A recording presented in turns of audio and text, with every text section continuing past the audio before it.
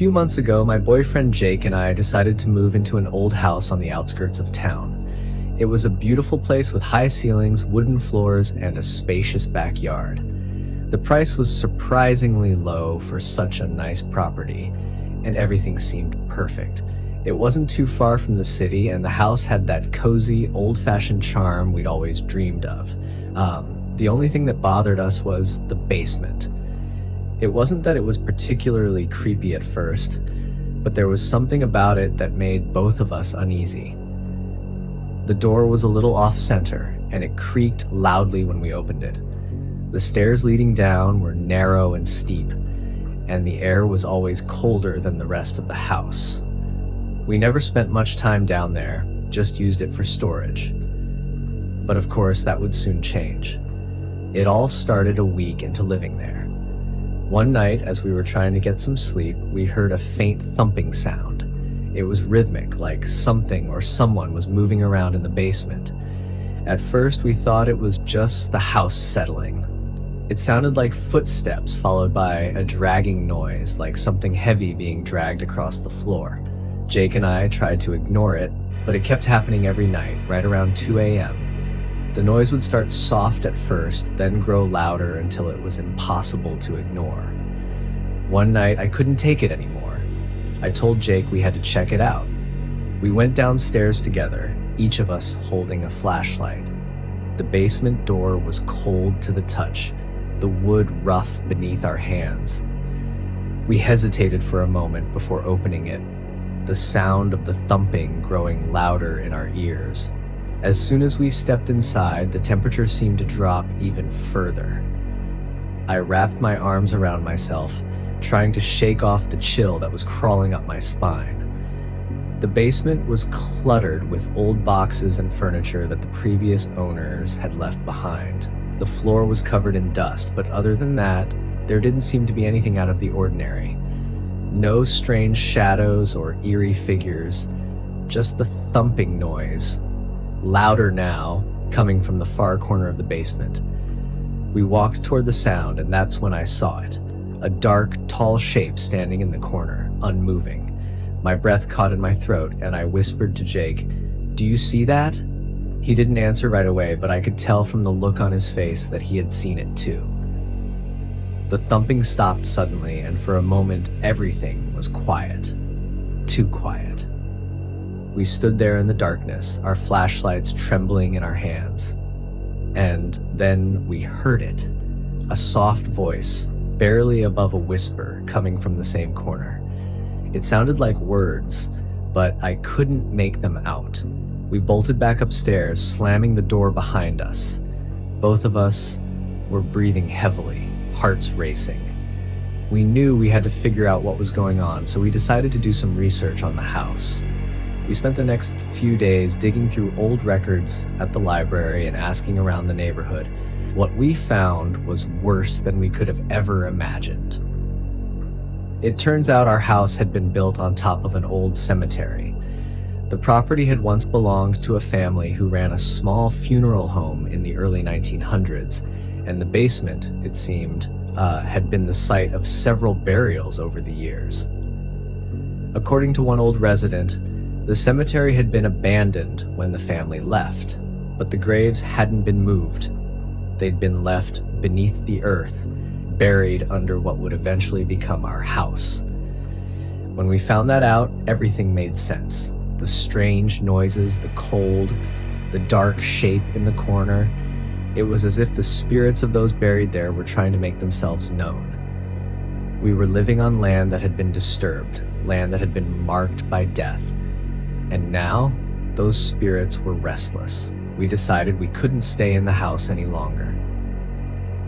I couldn't sleep without hearing the thumping and whispers from the basement, and every night it felt like the shadows were watching us, waiting.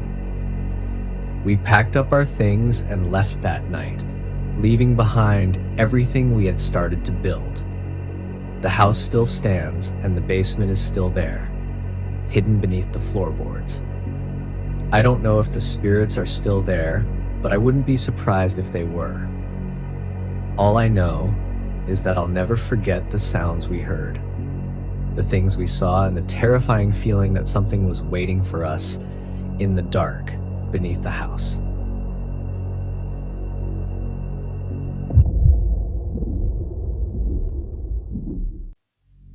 I just moved to the city for work and found a cheap room to rent in an old house. The price was too good to pass up, and the landlord seemed like a nice enough guy. The house was massive, with creaky wooden floors and the kind of charm that comes with age. The room I was renting was in the basement, which made me feel a little uneasy at first, but I figured it was just my nerves. After all, it was a good deal, and I needed somewhere quiet to focus. The basement was oddly spacious for a room, and the furniture was simple: a bed, a desk, and a small dresser. It was cold though, and no matter how high I turned up the heater, it never seemed to warm up completely. I chalked it up to the fact that the house was so old, but that didn't stop the cold from creeping into my bones every time I spent too long down there. The first few nights, nothing seemed out of the ordinary, but then I started hearing strange noises. At first, it was just the house settling. At least, that's what I told myself. But after a while, the sounds became too specific to ignore. I could hear footsteps in the hallway above my room, and sometimes soft knocks on the door, though I never saw anyone when I opened it. One night, around 2 a.m., I woke up to the sound of something scraping against the floor. It wasn't loud, but it was unmistakable. It sounded like something heavy was being dragged across the concrete. I froze, holding my breath, listening carefully. The sound came closer, right outside my door. My heart was pounding in my chest, but I told myself it was just the house again, maybe the pipes or some old wood shifting in the walls. I stayed still, hoping it would stop. But then came the whisper. It was faint at first, almost imperceptible, like someone was just beyond the door. "Let me in." I didn't move. I couldn't move. I stayed in my bed, eyes wide open in the darkness, my ears straining to hear anything else. It was silent for a long time, and I thought maybe I had imagined it. But just as I was starting to drift back to sleep, the door handle turned. I jumped out of bed, my heart racing. But when I reached the door, there was nothing. The hallway outside was empty. The next day, I mentioned it to the landlord, thinking maybe he'd have some explanation. But he just shrugged it off and told me old houses can be strange sometimes. "It's probably just the house settling," he said, his tone dismissive. But after that night, things only got worse. The knocking grew louder and more frequent. I would hear it at random times, always coming from the door, always when I was trying to sleep. And the whispering. It wasn't just "let me in" anymore. Sometimes I would hear full sentences, like someone was standing right outside my door, telling me things, horrible, twisted things. One night I was working late at my desk when I heard it again. The dragging noise, closer than ever before. I turned around in my chair, heart racing, and that's when I saw it. A shadow. A dark figure standing in the corner of my room, right by the dresser. It was tall, unmoving. I blinked and rubbed my eyes, but when I looked again, it was gone. I slammed the door shut and locked it, but I knew I couldn't stay there any longer. I grabbed my phone and called a cab, telling the driver to take me anywhere but that house. I didn't care where I went, as long as it was far away.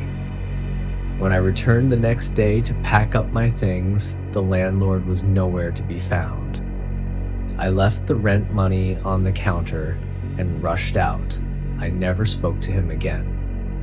To this day, I don't know what I saw in that basement.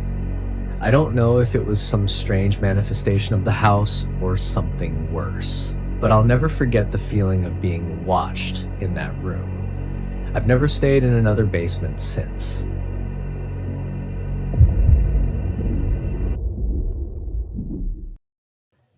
I had always been someone who prided myself on taking care of my house. I lived alone in a quiet suburban neighborhood, and after years of living in the same place, I had grown comfortable with my routine. I would work during the day, take care of my home, and keep to myself mostly in the evenings. My basement was always a bit of an afterthought. It wasn't finished, just a large, cold room with concrete floors and a few random boxes stacked in the corner. It wasn't much, but it was enough for storage, and I rarely spent any time down there. I had a lock on the basement door, but I never really bothered using it. I always figured I was the only one who ever went down there, and I trusted the door to keep itself closed. Big mistake. It all started a couple of months ago. I had come home from a weekend trip and was unpacking my bags when I noticed something strange. A single light bulb was on in the basement. I was sure I hadn't left it on before I left. I shrugged it off as a simple mistake and went to turn it off. But as I opened the basement door, I noticed something else. The smell. It was a mix of mildew, something sour, and a faint odor of something rotten. I wasn't too concerned at first. Maybe the light had been left on and the humidity had built up, causing the smell. But the moment I stepped down onto the basement stairs, I felt an eerie sense of dread. The air was thick, and my heart began to race. As I descended, I noticed something even stranger, a faint sound like scratching coming from somewhere deeper in the basement. I froze, my breath caught in my throat. I stood there, listening for a moment. The scratching stopped, then started again, but this time it was more like tapping, like something or someone was knocking on the walls. At that point, my curiosity got the best of me. I flicked on the light and looked around, but the basement appeared normal. The boxes were still in place, the furniture untouched. But the tapping continued. It was coming from behind one of the larger boxes. I cautiously walked over, feeling a cold sweat forming on my skin. I moved the box aside, revealing nothing but a thick layer of dust and cobwebs. But the sound stopped as soon as I touched it. Confused, I shrugged it off and locked the basement door again. It wasn't until later that night when I couldn't shake the feeling that something was off. Over the next few days, the strange occurrences continued. The basement door would be open when I was sure I had locked it. Sometimes I'd hear faint footsteps or the sound of something moving around. I tried to ignore it, telling myself it was just the house settling. But I couldn't shake the feeling that I wasn't alone. A couple of weeks passed, and the noises grew more frequent. One evening, after a long day at work, I came home to find the basement door wide open. This time, I could swear I heard muffled breathing coming from downstairs. My heart started pounding in my chest as I stood frozen in the doorway. I could feel my pulse in my ears as I took a step back, debating whether or not I should investigate.